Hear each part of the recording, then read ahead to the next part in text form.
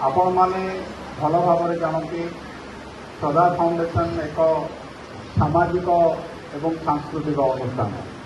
ब्रह्मपुर सहर में बहु गरीब लोक बहु लीड लोक जो मानकर आवश्यकता अच्छी से आवश्यकता को श्रद्धा फाउंडेशन तार शक्ति मते समाधान करुच्ची। एवं एक कथा मध्य आपण जानते जो माने युव प्रतिभा स्कूल कॉलेज मानकर जो मानकर शिक्षागत योग्यता से शीर्ष में पहुंचती से अनुष्ठान विभिन्न समय सम्मानित कर कहबार कथा जे आज श्रद्धा फाउंडेशन ब्रह्मपुर सहर में तार निजर कार्यकलाप जो एक अग्रणी स्वेच्छासेवी सामाजिक एवं एक सांस्कृतिक अनुष्ठान भाव में गढ़ी उठी।